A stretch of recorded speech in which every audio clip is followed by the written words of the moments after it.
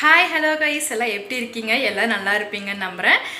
So இன்றைக்கி Sunday, எந்த non veg ரெசிபியும் இல்லை, அதனால் ரொம்ப போரிங்காகவே போயிட்டு இருக்குது. பார்த்தீங்கன்னா ஈவினிங்லேருந்து சின்ன ஒரு ஸ்நாக்ஸ் ரெசிபி செய்யலாம் அப்படின்ட்டு இருக்கேன். என்ன பார்த்தீங்கன்னா கடலை மாவு வெங்காயச்சத்து ஒரு பக்கோடா மாதிரி அதை செஞ்சு ஒரு ஸ்நாக்ஸ் மாதிரி டீயோடு சாப்பிட்டா ரொம்ப நல்லாயிருக்கும்னு சொல்லிட்டு இப்போ எல்லாம் வந்து எடுத்து வச்சுருக்கேன். ஸோ அது வந்து கரெக்டாக வந்தது அப்படின்னா கண்டிப்பாக உங்களோட ஷேர் பண்ணுறேன். நீங்களும் செஞ்சு பார்த்துட்டு கீழே மறக்காமல் கமெண்ட் பண்ணுங்கள். நம்ம சேனலை வந்து சப்ஸ்கிரைப் பண்ணுற எல்லா சப்ஸ்கிரைபுக்கும் இப்போவும் ஒரு சின்ன தேங்க்ஸோட இந்த வீடியோ நான் ஸ்டார்ட் பண்ணுறேன். நம்ம சேனலை பார்க்குறவங்க மறக்காமல் பேபிள் சப்போர்ட் பண்ணுங்கள். தேங்க்யூ.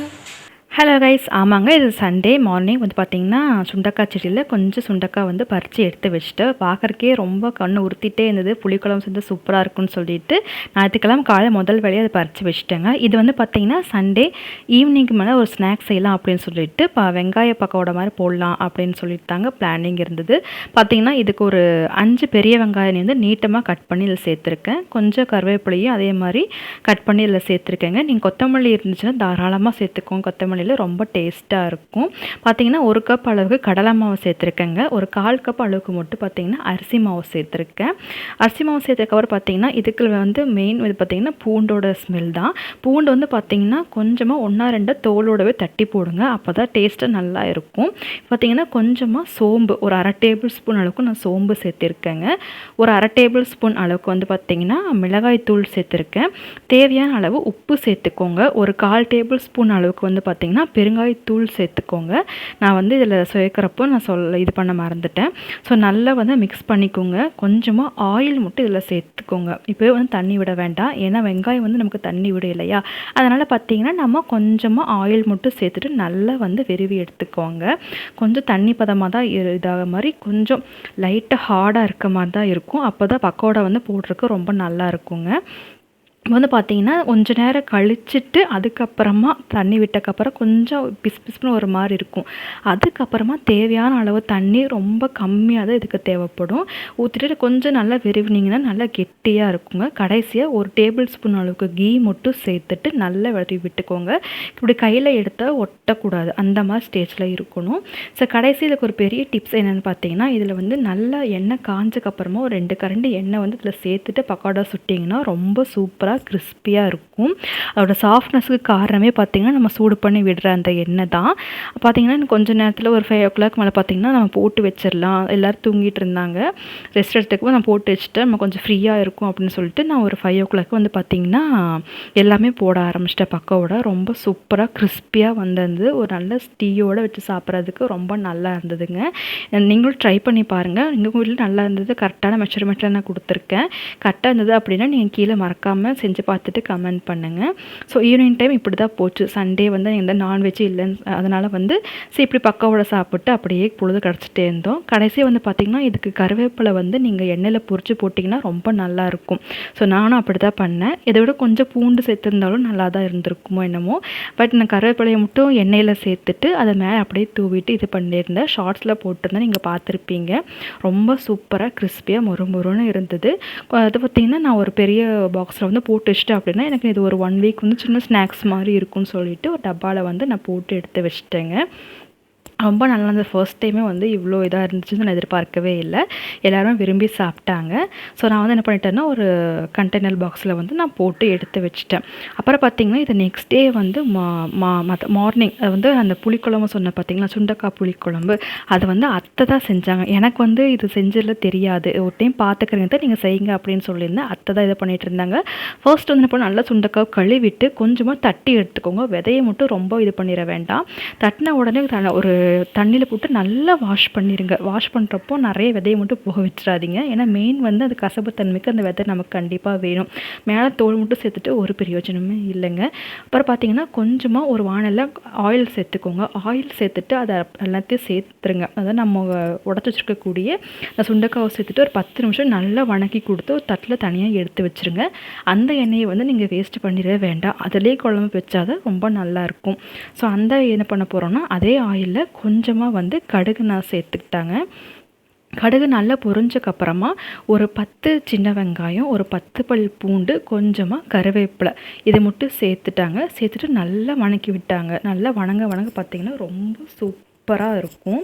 கொஞ்சம் நல்லா வணங்கட்டும் சொன்னதுக்கப்புறம் வணங்கினதுக்கு அப்புறமா பார்த்திங்கன்னா ஒரு 3 தக்காளியை வந்து நீட்ட வாக்கில் கட் பண்ணி வச்சு அதையும் சேர்த்துக்கிட்டாங்க. நல்லா வணங்கட்டும். வணங்கினதுக்கப்புறமா இதுக்கு தேவையான அளவு மஞ்சத்தூளும் கொஞ்சம் இது தக்காளி வணங்குறதுக்காக மட்டும் கொஞ்சம் உப்பு, இப்போதைக்கு மட்டும் உப்பு மட்டும் சேர்த்துட்டு நல்லா மசியட்டுன்னு சொல்லிட்டு விட்டுட்டாங்கங்க. இது ரொம்ப வந்து உடம்புக்கு நல்லது, ட்ரை பண்ணி பாருங்கள். அப்புறம் பார்த்திங்கன்னா இது காரத்துக்கும் இதுக்கு பார்த்திங்கன்னா டேஸ்ட்டுக்கு ஒரு 4 டேபிள் ஸ்பூன் அளவு கொத்தமல்லி தூள் சேர்த்துருந்தாங்க. ஒரு 2 டேபிள் ஸ்பூன் அளவுக்கு வந்து பார்த்திங்கன்னா மிளகாய் தூள் சேர்த்துருந்தாங்க. சேர்த்துட்டு இவ்வளோ தான் மசாலா சேர்த்துட்டு நல்லா வந்து மசாலா வாசம் போகிற அளவுக்கு வணக்கி விட்டுட்டு ஒரு எலுமிச்சப்பழம் அளவுக்கு புளி வந்து நல்லா கரைச்சி அதில் சேர்த்துக்கிட்டாங்கங்க. புளி சேர்த்துக்கப்புறம் தேவையான அளவு தண்ணீரும் பார்த்து சேர்த்துக்கோங்க. சேர்த்துக்கப்புறம் நல்லா கொதிக்கட்டும். ஒரு 10-15 நிமிஷம் நல்லா அந்த புளி ஸ்மெல் போனதுக்கப்புறமா ஒரு 4 கீத்து தேங்காய் இருக்குங்க, எடுத்து நல்லா கட் பண்ணிக்கோங்க. இதை மட்டுமே மிக்ஸி ஜாரில் வந்து நல்லா ஃபைன் பேஸ்ட்டாக அரைச்சி எடுத்துக்கோங்க. 10 நிமிஷம் நல்லா கொதிஞ்சக்கப்புறமா இந்த தேங்காய் பாகையும் இதில் நம்ம சேர்த்துக்க போகிறோம். நீங்கள் தேங்காய் பால் சேர்த்தாலும் நல்லாயிருக்கும், இல்லை அப்படியே சேர்த்துருந்தாலும் ரொம்ப நல்லா தாங்க இருக்கும். சேர்த்துட்டு ஒரு 10 நிமிஷம் நல்லா கொதிக்க விட்டக்கப்புறமா நம்ம எண்ணெயில் வணக்கி வச்சுருக்கக்கூடிய இந்த சுண்டைக்காவை அதில் சேர்த்துக்கலாம்.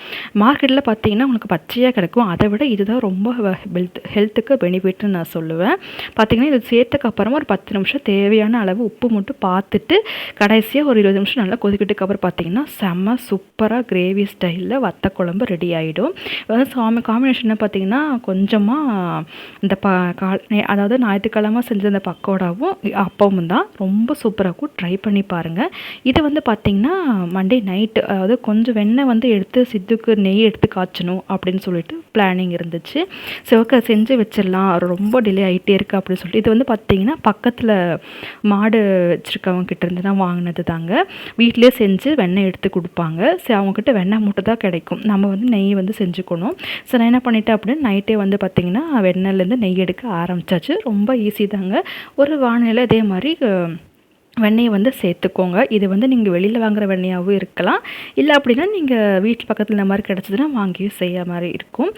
பார்த்திங்கன்னா ஒரு 10 நிமிஷம் வந்து நல்லா ஒரு ஸ்லோ ஃப்ளேமில் இதுக்கு வந்து நெய் எடுக்கிறதுக்கு வந்து பார்த்திங்கன்னா எப்போவுமே வந்து ஹை ஃப்ளேமே தேவைப்படாது, நல்லா ஸ்லோவாக வச்சுக்கோங்க அடுப்பை.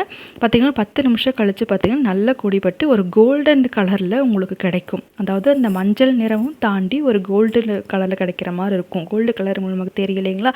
அந்த பதம் வந்தக்கப்புறமா இதுக்கு வந்து தேவையான வந்து முருங்கைக்கீரை வந்து சேர்த்தா ரொம்ப நல்லாயிருக்கும். அதாவது அது நல்லா பொரியணும். முருங்கைக்கீரை வந்து ஒரே ஒரு அந்த இலை மட்டும் நான் சேர்த்துருக்கேன். இது அதே மாதிரி ஒரே ஒரு இலை வந்து இந்த இலைங்கிறது வந்து ஒரே ஒரு காம்பு பார்த்திங்கன்னா கருவேப்பிலை இது கொத்திக்கும் இப்படி நான் சேர்த்துட்டு ஒரு 2 வெந்தயம் நல்லா கலர் கொடுக்குங்கிறதுக்காக தான் இந்த வெந்தயம் வந்து சேர்க்குறோம். ரொம்ப வெந்தயத்தை தயவுசெஞ்சு சேர்த்துட்டிங்க ரொம்ப கசப்பாக வந்துடும், நெய் மாதிரியே இருக்காது. சேர்த்து ஒரு 5 நிமிஷத்தில் பார்த்திங்கன்னா நல்லா பொரிஞ்சிரும். கருவேப்பிலையும் சரி முருங்காவும் நல்லா பொரிஞ்சக்கப்புறமா அடுப்பு ஆஃப் பண்ணி நல்லா ஆற விட்டக்கப்புறமா நீங்கள் வடி எடுத்துக்கலாம். இது வந்து பார்த்திங்கன்னா மண்டே நைட்டு வந்து சிக்கன் எடுத்து வந்திருந்தார். ஸோ என்ன பண்ணியிருக்கேன் அப்படின்னா கிரேவி தான்.